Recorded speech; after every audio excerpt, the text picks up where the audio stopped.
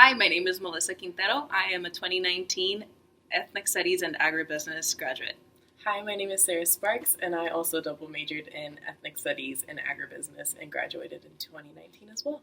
My ES trajectory started when I first took a class with Dr. Jose Navarro. It was Survey of Latino Studies. After the material resonated with me, I decided I needed to pursue a little bit more and learn more about the major. And similar for me, it was a different class, but also with Dr. Jose Navarro. And he just really inspired me to get connected to my culture and to start looking at the world in a different way with a critical conscience, which I had never thought about doing before.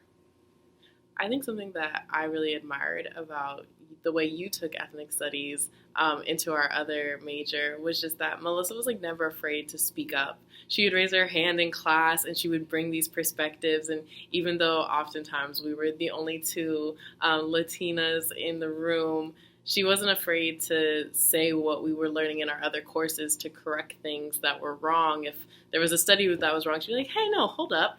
We need to bring in this other perspective and bring in this other way of looking at it. And it really helped even our professors take a moment and be like, okay, maybe I need to do more research. And I think the fact that that kind of started from ethnic studies, but then also with us to inspire change in other departments was really critical and I think needed, especially at this university.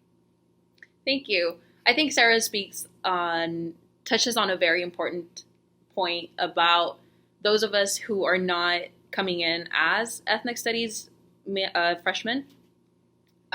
We're able to go out into our respective majors at the time and look to each other and know that we understand what we're talking about. We talk about validation, but it's super important, especially when you are in a different department that isn't comfortable all the time talking about the points that you're making or acknowledging the points that you're making. Having the support system is super critical because professors are not always available, but having each other really makes you feel safe. It makes you feel the power in numbers. And previously, maybe it was only one student in a classroom, but looking around and then realizing that there's actually more of you that agree, and it's just really important.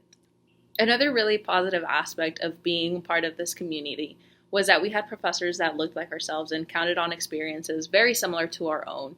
We could always come to them with anything having to do with family or outside of academics, and they understood us in a way that made us feel validated and made us feel that even though we felt alone in the moment, we weren't alone at all, and we had a whole support system to count on.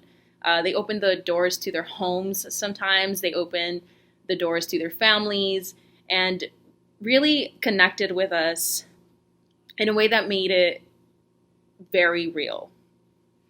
Yeah, I definitely agree with what Melissa said. I think also they would just leave us with words, either after class or in office hours, that at least for myself, I remember when Dr. Isom started talking to me about the ways that Black people have been able to carry on because of joy, and the ways that we've expressed it has enabled our resilience. Or when Dr. Navarro was talking to me about my culture, and he said that a flower not connected to its roots wilts. And those little things, they would just really resonate with me. And as I would go into certain situations, I would take the knowledge and support that I had from my professors and turn it into meaningful ways to kind of excel and attribute to my success, and not just academically, but personally and professionally and in leadership roles. And I think they just help make the whole collegiate experience very real and validated, and we're just an amazing support system along the way.